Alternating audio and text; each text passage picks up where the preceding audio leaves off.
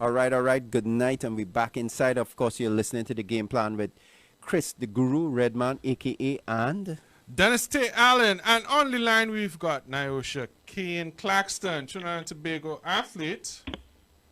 Hi, good night. How you doing, Nyo? Hurricane Nyo. And of course, Hurricane Nyo is here in Trinidad at the moment and not in Tokyo. So we were talking about this earlier on. What went on with the Trinidad and Tobago Paralympics team for Tokyo Olympics? Tokyo Paralympics. Okay, so it's only two of us qualified, Right. and which was Akim and myself. Right. And due to my pregnancy, I was unable to go. Mm-hmm. And due to Akim not being able to access training facilities, he just didn't feel like he trained enough, and he had little to no competition under his belt, so he felt that he was going in at a loss.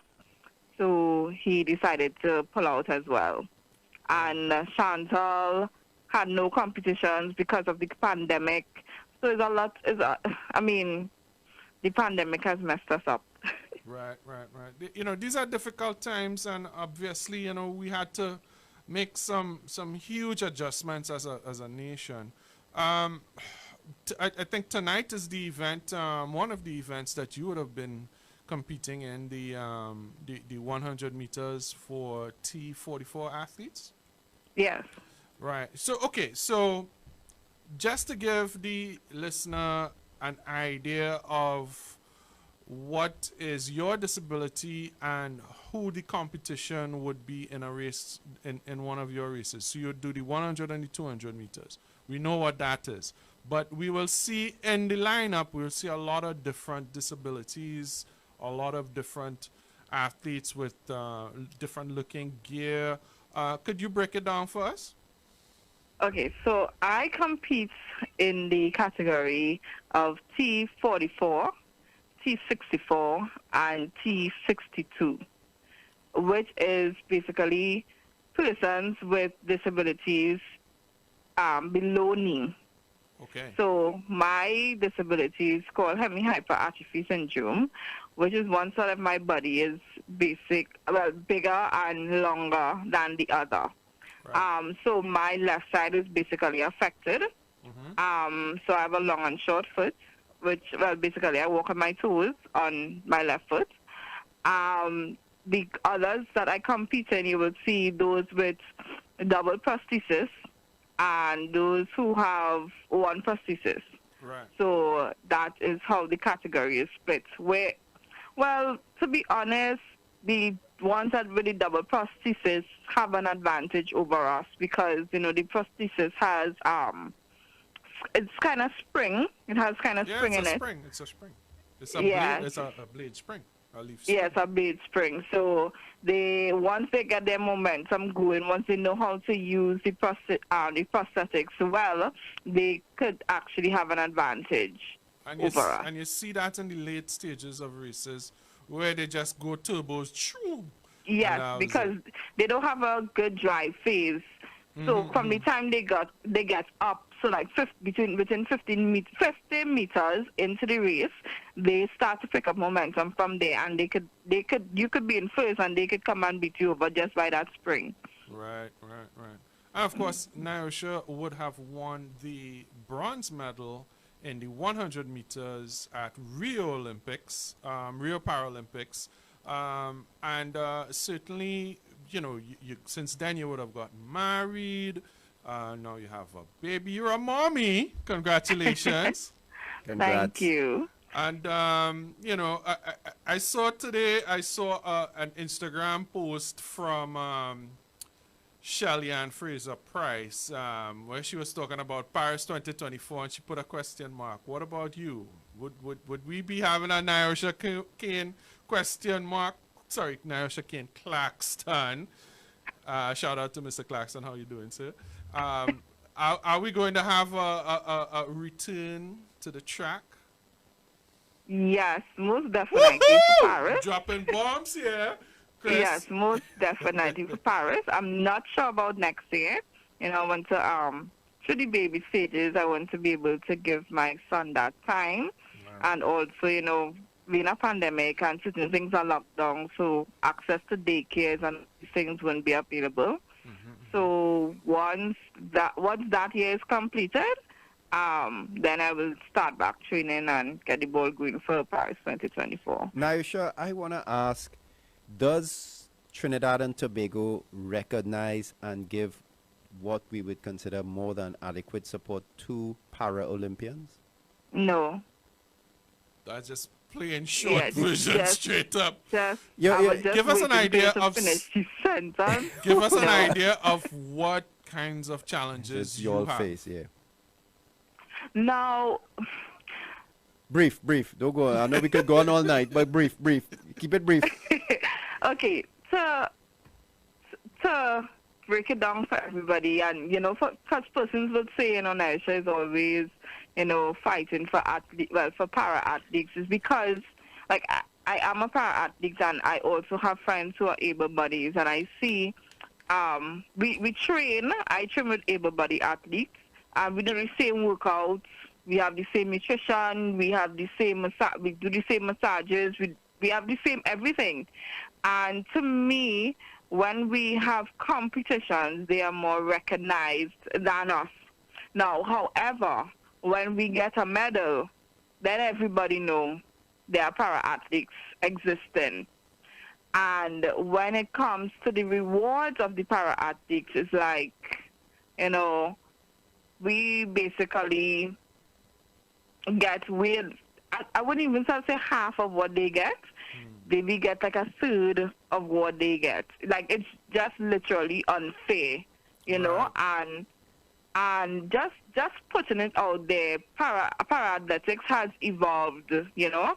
Quite a lot. Yeah, and it's very competitive. I am even sitting at home watching the para-athletics, and I am saying, oh my gosh, the competition is just, it's mind-blowing, you know. Even in my category, I watch the 200 meters, and you have to be running really fast. You have to be running, you literally have to make a PB in order to win that race, because everybody is training, everybody is developing, and we cannot sit there and say, oh, well, we could, you know, kind of rock back and expect to win. It don't work like that. We have to put in the same work. So just as the competition is there for the Olympics, it is there for the Paralympics, you know. And I think that more needs to be invested in developing the athletes in para-athletics. So now, one of the questions, obviously, are you still with Simplex? No. You're not at this moment, no. Okay, so you would have, the last time I would have seen you competing, you would have been in Simplex still, right? Yes. Right, so she would have been in Simplex, Kamaria, Durant. You'd have been talking about a lot of athletes. We would have been talking about Shaquilla Walcott. We would have been, you know, some serious hitters, Chris. Right. You know what I mean? She training with She not training with she training with, you know, small Joe prize. Blow on the side there, you know. Dennis Thielen. It's it's legit hitters, you know, and you know, it like she mentioned, you know, she's training with able-bodied athletes. A question for you there. When you look around, when you're walking around in your day-to-day, etc., are you seeing athletes, potential athletes, other people with disabilities who are just probably not aware of their athletic potential? How do you see, how do you see the community in Trinidad, the disabled community in the competitive sphere?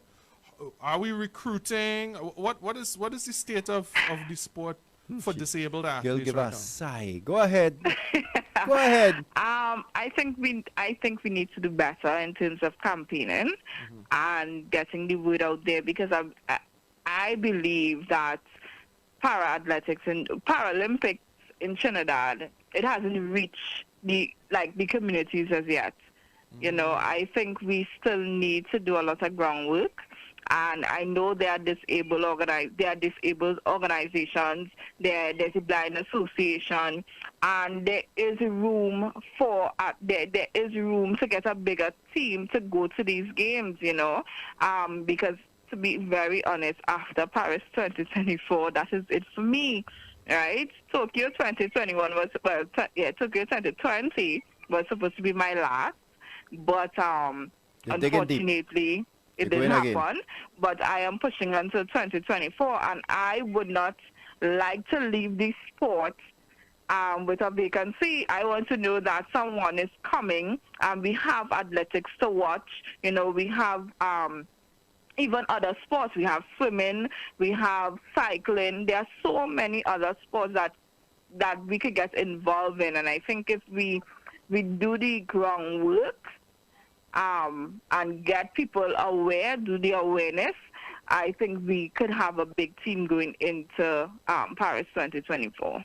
Most certainly, you will have our full support anytime at all. You could just hit me up a message, and any thoughts and ideas, we could help you put something like that on. And definitely, we don't want to see you and Akeem, and that's it. You know what I mean? We want to see, and Shanna Tollins, of course, swimmer. Yeah, Chantal. Mm-hmm. We want to see a bigger team, and with all honesty, I have to admit I'm probably one of those people who don't know much about Paralympics. Mm-hmm. And I've seen it in cycling. It's become a very huge aspect of this Guyanese guy. He's out there, I can't remember his name, but yeah. And then there's also Marlo Rodman, who was a former able-bodied Caribbean champion that is now a Paralympian. Oh, Marlo? Oh, yeah. Marlo had that bike crash. Right? That crash with one hand. So there are lots of talented athletes out there. So I have to tell you, thank you for coming on and giving us a little bit of insight into what's going on in that side of it, and letting people know and making them aware that it's there. That's the first thing I think we need to just make them aware that it is there.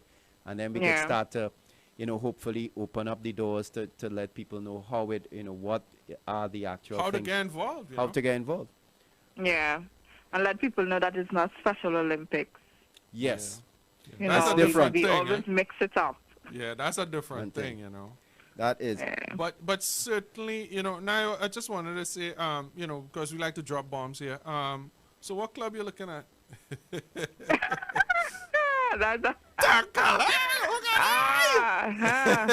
That's a real good question. For me personally, it doesn't matter the club. My need is that I want someone to do a program specific to me, right, and not generalize it and expect me to reach other person's expectation. But set goals for me personally, and help me to achieve those goals. A more customized program. Yes. Indeed. All right, Nyoshia. Thank you so very much for coming on the show, answering our calls, being patient with us. Hug up and kiss up the little popo for we there. Will do. I'll send you a rapid 681Z. Thanks for having me. Alrighty. Okay, cool. So that's Nyo, Hurricane Nyo. All right. All right, take care. Bye.